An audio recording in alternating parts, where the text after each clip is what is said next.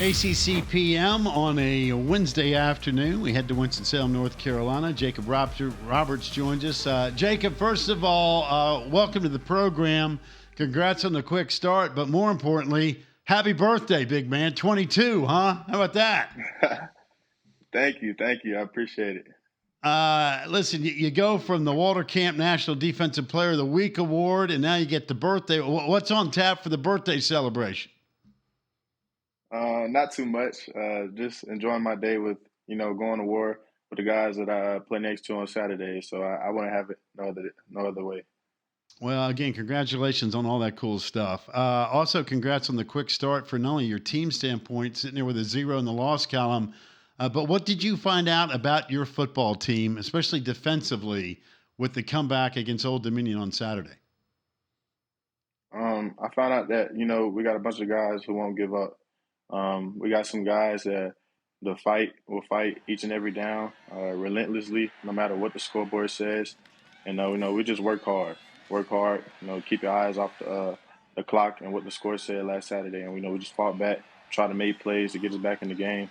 And we came out with a W, which is the most important. So I'm proud of this defense, and we look forward to continue this thing. I know when it was 24-7 in the third quarter, and the ODU defense had scored a couple times.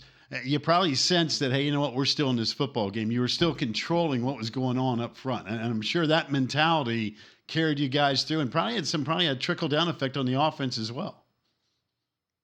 Yeah, one thing our coach always preach on is teamwork. The night before, we had a whole message on teamwork and how to, stay together and what it takes to build a solid foundation and a solid team.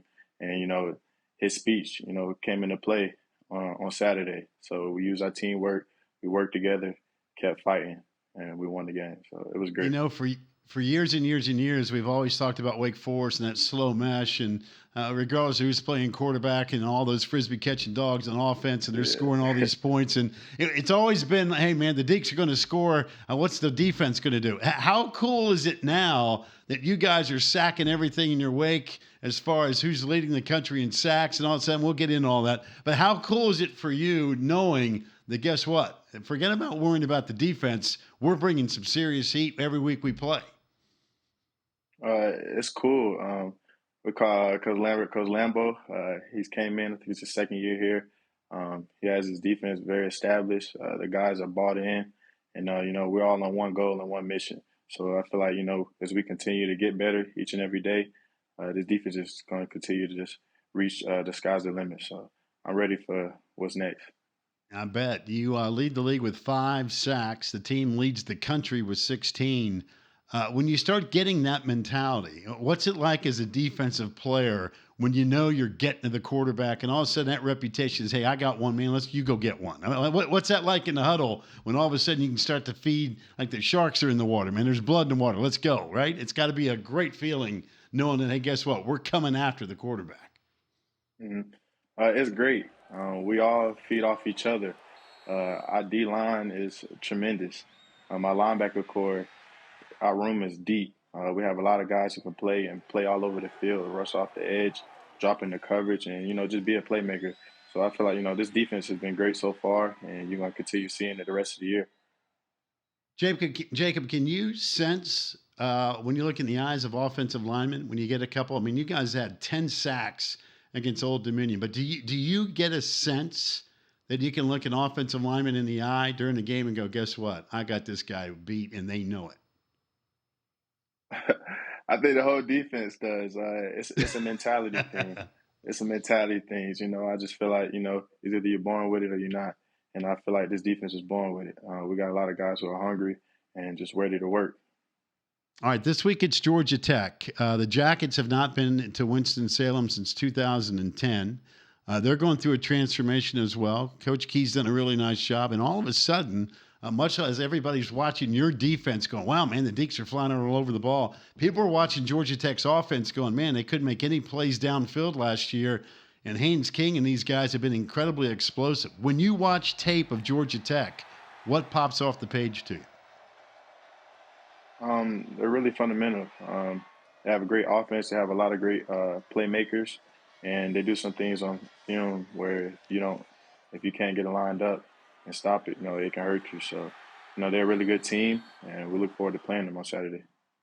You guys have had terrific success so far, but now we jump into conference play. And this is true, I think, whether it's the ACC or around the country, college football just feels a bit different this year. And again, I'm curious from your perspective. I know you transferred from North Carolina A&T, and it's a transition for you as well. But does this season feel totally different to you? And if so, tell me how. Well, it's definitely special for me because this is my last season in college, and I'm able to finish that year at my dream school, Wake Forest. I transferred here, came here in January, so just to see my dream come true and to play for a team that I've always wanted to play for, that's what makes this season so special for me. How about from an academic standpoint, making that transition? Oh, it was great. I was a grad transfer, and I came in, started my master's in January, and I'll be finished this December. So, So, congrats on all that. When you talked about it being your dream school, how did it all come about that you and Dave Clawson got together? Obviously, he must have reached out to you, maybe vice versa. What was that story like? really, I entered the transfer portal after graduating. Um, then I was on Twitter for a couple of days, and linebacker coach Spencer texted me on Twitter, um, and then the rest is history. After that, I came on a visit, committed on the spot, and that was that. I see the big smile on your face. I'm sure that when you got a response from your social media and the fact that this is your dream school, I'm sensing you're thinking, I can't believe this has happened to me. I mean, it had to be a dream come true, right? Yeah, it definitely was. Being, cut in middle school, being cut in high school, and just to, always, keep my head down and keep grinding, and always, keeping tunnel vision that there's light at the end of the tunnel, and to see my dreams come true and be a Wake Forest Demon Deacon, it just means a lot.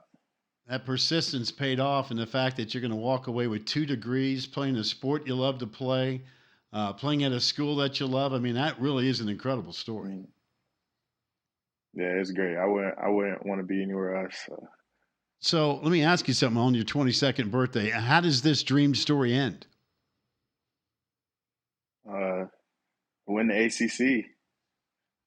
That's how I hope it ends. We continue on the path we're going on.